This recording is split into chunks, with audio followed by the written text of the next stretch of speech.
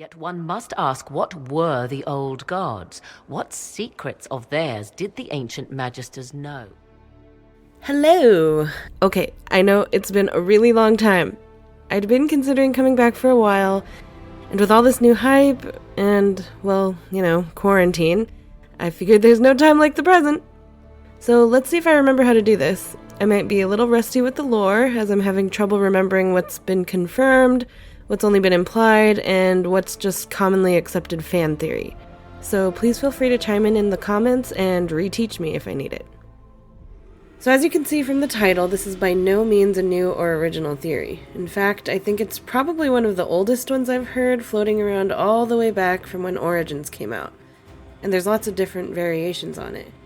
To be honest, I don't really like this theory too much because it kind of shrinks the in-game world, and I've never really found any of the evidence to be super solid, and there's a lot of pretty good arguments against it that I'll kind of cover as well.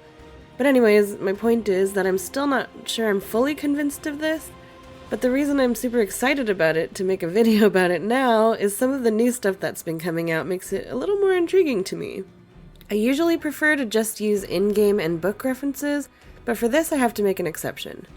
David Gator, the ex-lead writer of the first 3 Dragon Age games, has recently been streaming an Origins playthrough with Summerfall Studios, giving some dev commentary, and this little bit really stood out to me. Yeah, originally the Archdemon, they had a blank face, like say imagine all black, and had this sort of giant, sort of ornate crown that surrounded the head, and then was all sort of smoke and tentacles, very, very Cthulhu-esque, and but that was like one concept drawing. So immediately I was reminded of a pair of statues that have always caught my attention. Okay, I know a lot of you have said that I put way too much stock in the game art, but doesn't this look pretty much exactly like what he was talking about? There's the blank face, the large ornate crown, the Cthulhu-like tentacles. We have also seen a really similar figure in the Dragon Age 2 Deep Roads concept art in the World of Thetis Volume 1. And there's a picture in the new BioWare Stories and Secrets book, which I assume is the specific art that David Gator was referring to. So, if this was the original concept design for the Archdemons, we can assume that this one was meant to be the old god Urthemiel, which is the archdemon of the 5th Blight that we fight in Origins. And this makes sense, considering that this statue is in the quarters of the Architect in Awakening. He's the ancient magister who was the high priest of Urthemiel that we meet in the book The Calling and the Awakening expansion. And he's one of the magisters who first entered the Golden City and brought the Blight upon the world. I've always been curious about these statues and images, especially because, according to the game files, this is Urthemiel's heraldry.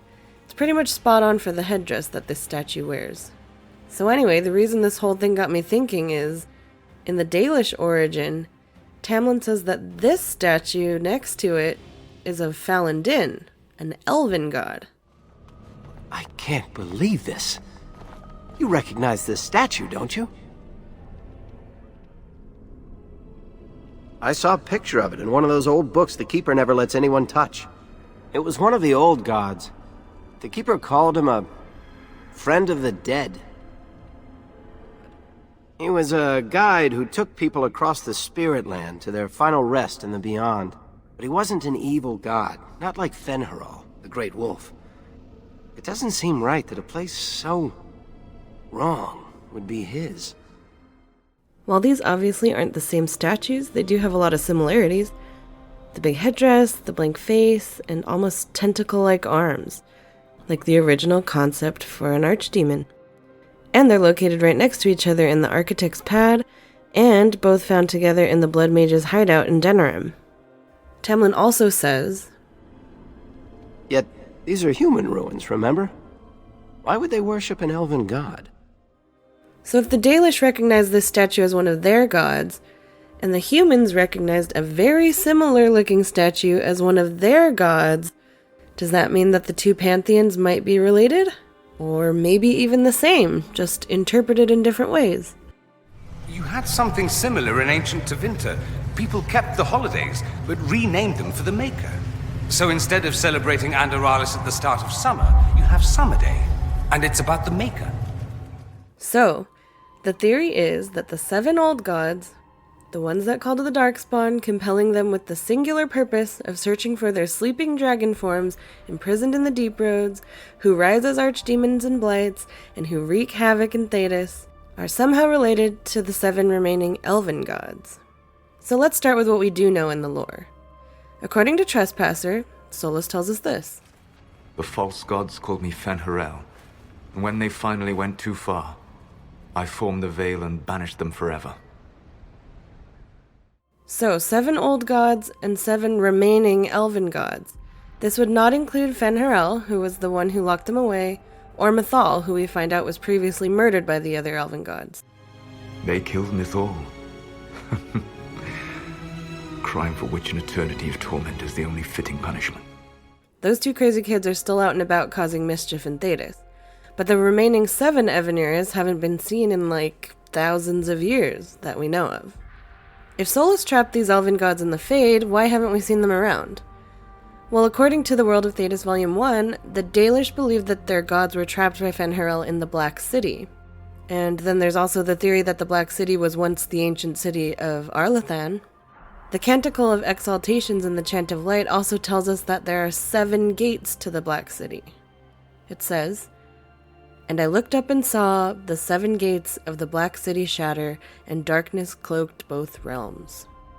Solas tells us in Trespasser, The elven legends of immortality, all true. It was not the arrival of humans that caused them to begin aging. It was me. The Veil took everything from the elves, even themselves. According to the timeline in the World of Thedas Volume 1, it was only 50 years after the elves began aging that the old gods began whispering to humanity. That's a really short amount of time when we're talking in terms of millennia. Only 50 years after the Elven gods were trapped in the Fade was when the old gods started whispering. I mean, it could just be a coincidence. Eventually, according to the same timeline, the old gods' whisperings managed to convince their high priests to come and find them in the Golden City, which is now the Black City, and promise them godhood should they succeed. The light. We sought the golden light. You offered the power of the gods themselves. Now remember, we still don't know for sure that that's where the Elven gods are trapped, but if it is, it would be pretty friggin' weird that the old gods would also be in the Black City, wanting their priests to come find them there. I guess that's just assuming that the whispers were being truthful. Corypheus and his priest pals listened to the urgings and teachings of their gods to complete a massive blood magic ritual, and they committed what the Chantry considers to be the second sin, tearing open the veil to physically enter the Golden City. After this, the old gods went silent and no longer spoke to their followers. While he says that he doesn't subscribe to this theory, Cole from the Kingdom, a great channel you should subscribe to, made a video a few years back, linked below, with a really interesting point that I don't know why I hadn't thought of it or heard of it before, but it's so clear. He says, when the Magisters breached the Black City, something had to have changed to make them suddenly go silent. The spirits of the old gods previously would talk to their followers in dreams, through the Fade. So when the Magisters broke into whatever was holding them in the Fade, the gods must not have had access to the Fade anymore. Maybe their spirits escaped and returned to their physical bodies, making them literally unable to speak to their followers in dreams. I mean, we saw this exact same thing happen with the Jaws of Hakon. The Jaws of Hakon sought to bind their god in mortal form and bring war to the lowlands. Ages ago, the old Jaws of Hakon did the same. They brought their god to life to destroy the lowlands. Their foolishness lost Hakon to all Avar. Now they would free him and begin again. What did you mean when you said that their foolishness lost Hakon to all Avar? When they bound Hakon to mortal form, he became blood of this world. He could hear no prayers, nor speak to the augurs. All he could do was kill. Then he vanished instead of dying, as though rendered mute, lost for ages. So if the same thing happened with the spirits of the old gods being bound to physical dragon forms, they'd have to resort to using the calling to help them escape from their physical prisons. So let's talk about the physical. An important thing to remember is that we've only seen the elven mosaics and statues of the Evanuris in the games, but it sounds like dragons could have been a common physical form for them to take. After all, we've seen Flemethal in all 3 games being able to turn into a dragon. She turned into a giant bird and plucked the 2 of you from atop the tower, 1 in each talon. In Origins, if you try to kill her at Morrigan's request, she'll turn into a dragon to fight you. She saves Hawk and company from the Darkspawn at the beginning of Dragon Age 2.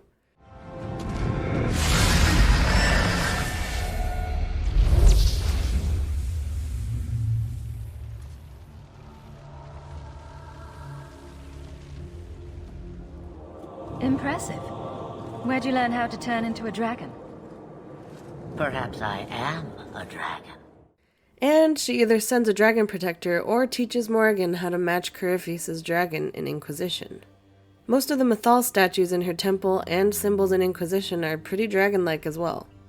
So I think it's pretty clear that at least Mythal had some dragon shape-shifting abilities and connections. Did the others? Well, Tamlin's Origins, Falun Din statue I mentioned earlier, sure looks winged, though not quite a dragon, but still pretty similar to some of the Mythal statues we see in Inquisition. In the codex we find in the Temple of Mythal, called Song to Falun Din, it says, "The people swore their lives to Falun Din, who mastered the dark that lies, whose shadows hunger, whose faithful sing, whose wings of death surround him thick as night. Lethanavir, Master Scryer, be our guide, through shapeless worlds and airless skies." So Falun Din was associated with wings, wings of death. Also, in the Temple of Mythal, we see a song to Elgar'nan that says, "Elgar'nan, wrath and thunder, give us glory, give us victory over the earth that shakes our cities. Strike the usurpers with your lightning, burn the ground under your gaze. Bring winged death against those who throw down our work. Elgar'nan, help us tame the land." In the Hissing Wastes, we find a journal entry about the dwarven ruins in the area that says, "I was tracing heraldry etched on a wall when I noticed pictures of weapons with winged lizards worked into the decoration. I spent the rest of the day translating the inscriptions. This verse was apparently passed down through Firel's house, through his father to his father's father, and so on for hundreds of generations. From the stone have no fear of anything, but the stoneless sky betrays with wings of flame. If the surface must be breached, if there is no other way, bring weapons against the Urtok and heed their screams." Urtok means dragon. Why was it part of an ancient crest? Why were these dwarves so worried about a monster they'd never see that they worked it into their weapons? A codex with a similar message found in the Deep Roads, written by an elf converted to the Qun and Trespasser, says, "War? I don't remember any legends about our people fighting the dwarves, though I remember my keeper telling a story about how the dwarves fear the sun because of Elgar'nan's fire.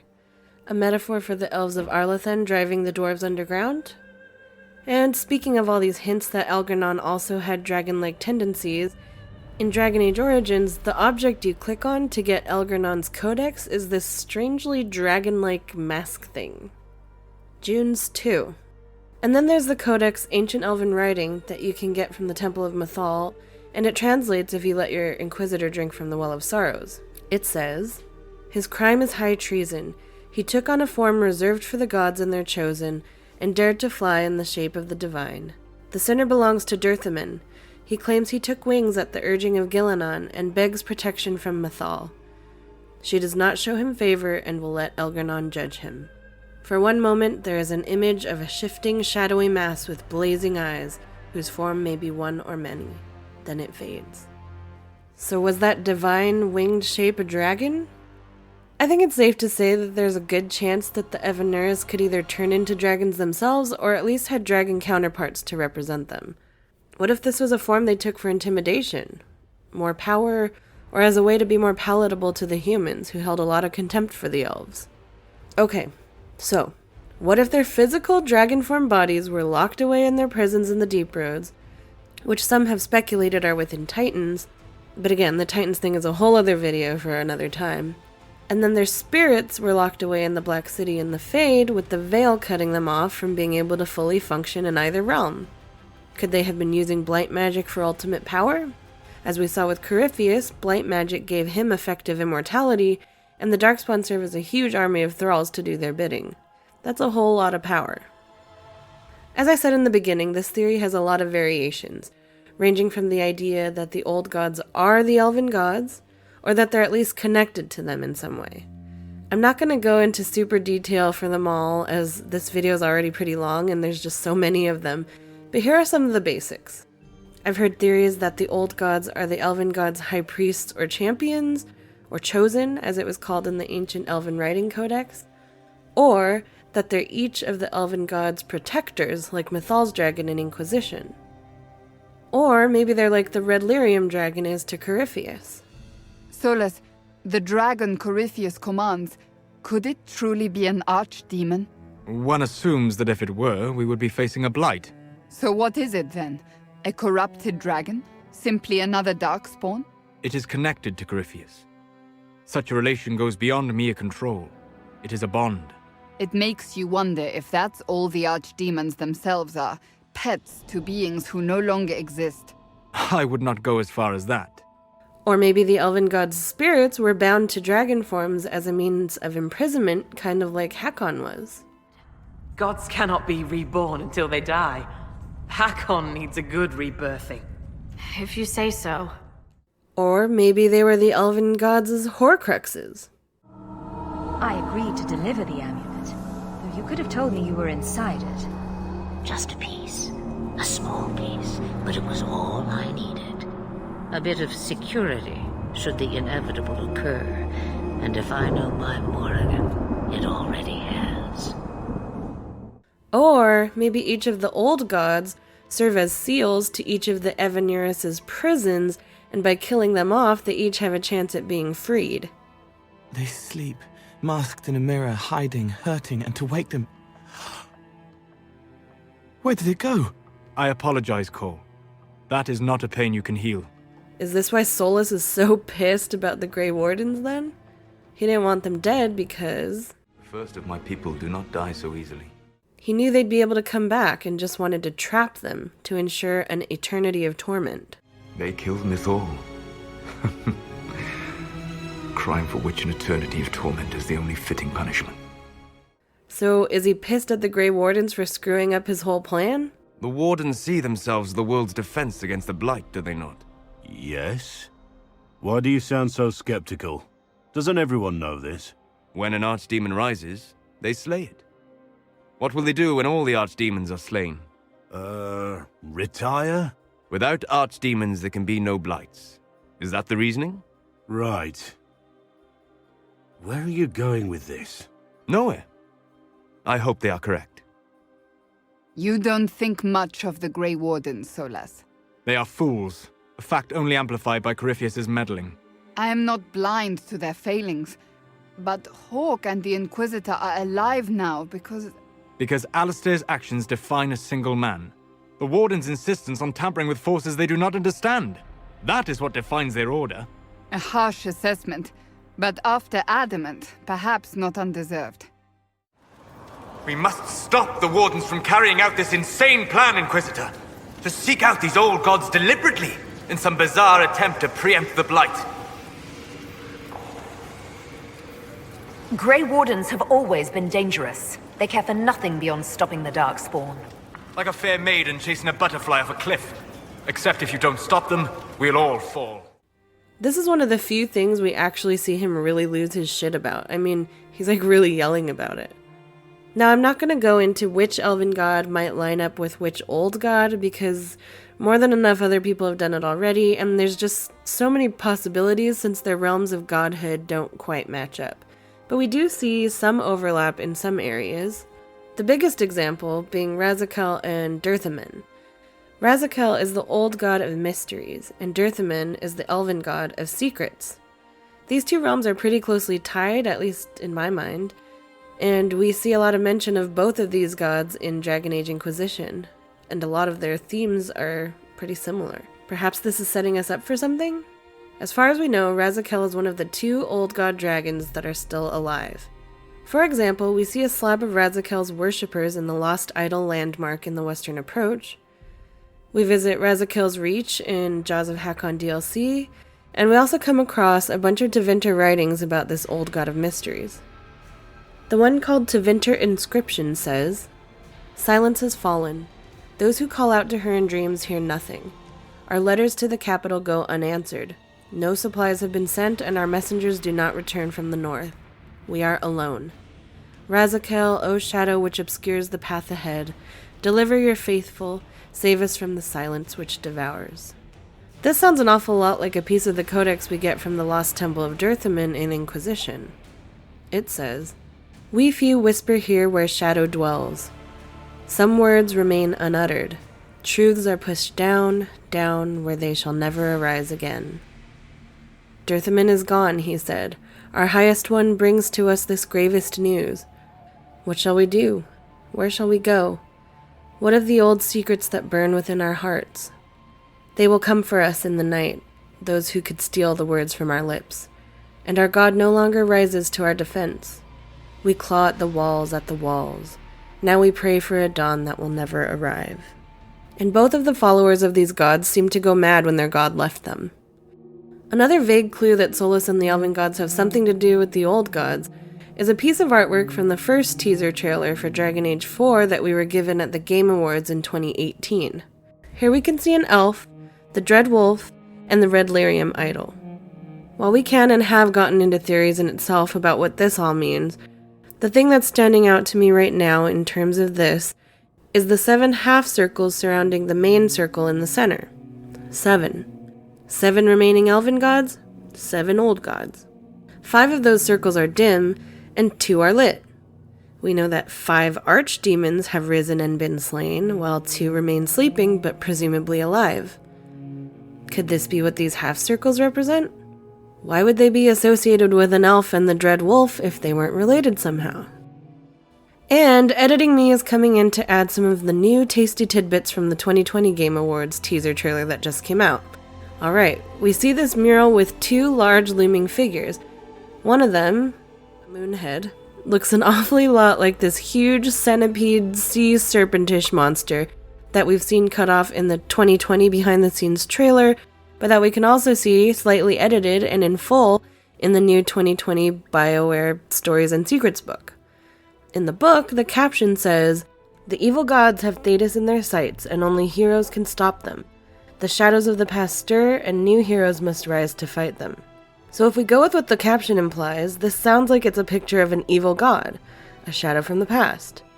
This moonhead also really reminds me of this moon-headed winged statue that we can find in the Deep Roads in Trespasser, with a codex entry under it written by an elf. It says, "These statues are old, better shaped than anything I've seen on the surface. Many of them are for Mythal, though, and Fen'Harel. Not in a spot of honor, but guarding, attending. Protector and Allmother, why are you honored here, so far from the light of the sun? And why was the Dreadwolf at your side?"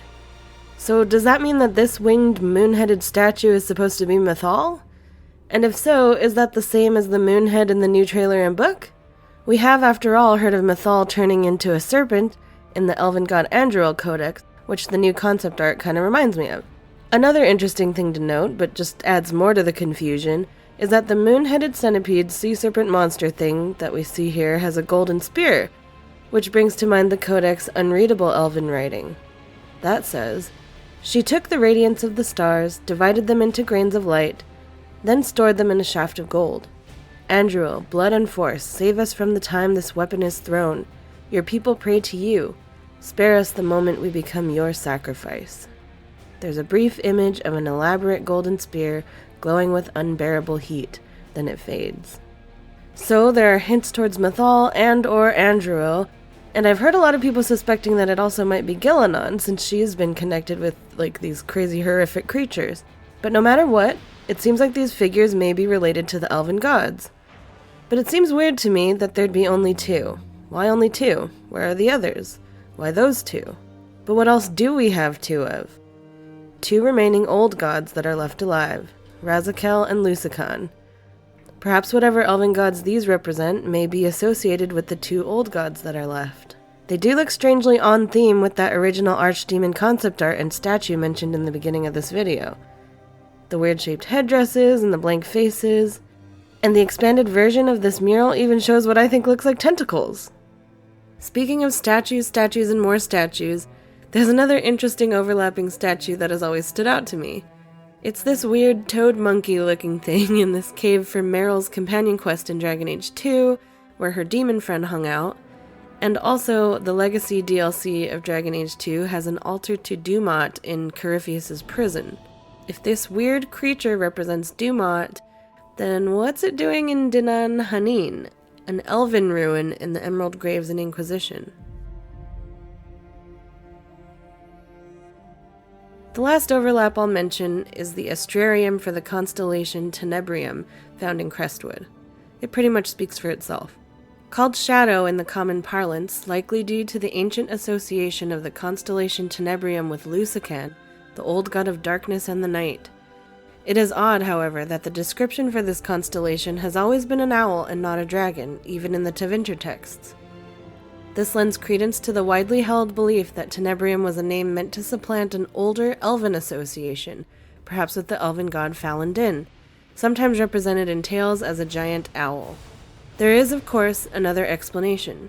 Owls are nocturnal hunters and among earlier people were considered terrifying omens of loss.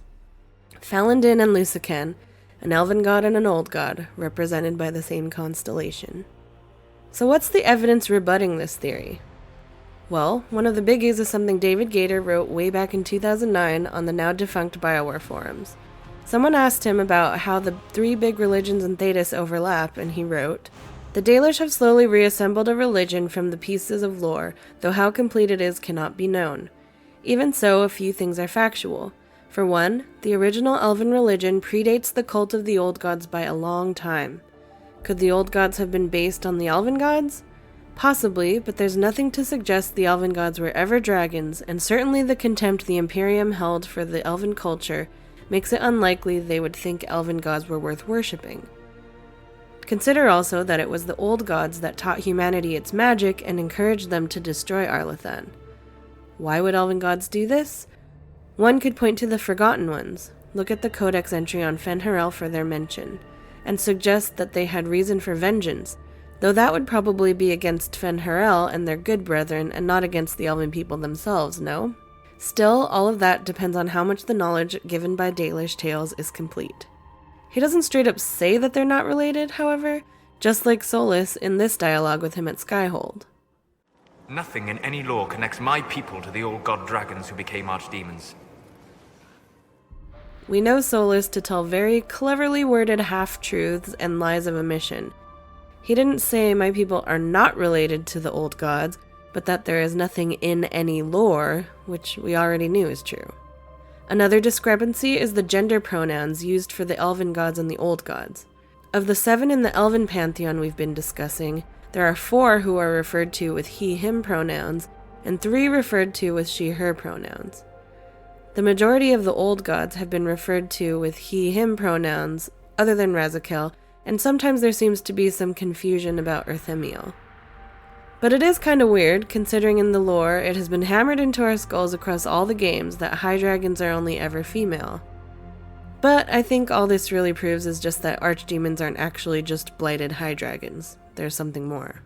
Another set of questions and thoughts that comes up for me with this theory is, if Mythal was able to come back from being killed, and Solas says the first of his people don't die so easily, where are the 5 who've already been slain? Are they just slumbering like Solas was after utilizing a lot of power? Or maybe they're surviving somewhere, but are somehow purified and kind of reset in a way? We know in certain world states, Kirin can possibly hold the soul of Urthemiel, who seems pretty purified, and Flemethal is the one who started that whole thing. Like, isn't that why she sent Morrigan with the Warden in Origins? And then in Inquisition, she makes it a priority to get that soul from him. Why would she want to preserve the soul of one of her killers? She was betrayed as I was betrayed, as the world was betrayed. Mythal clawed and crawled her way through the ages to me, and I will see her avenged! And what would she do with it? What happens in a world state where there is no Kirin hosting the old god soul? Did the Blight make sure it stayed dead? And then what does that say about the theory that Andraste was an old god baby to Dumat like Kieran could be to Erthemiel?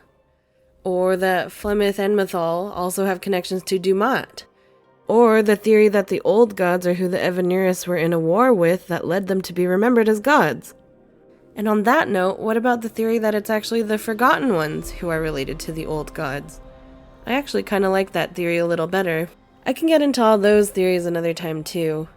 So many questions and open-ended theories that lead to other theories that lead to other theories that leave this one kind of tenuous, but very interesting to think about, I think. So what about you? What do you guys think? Do you buy into this theory?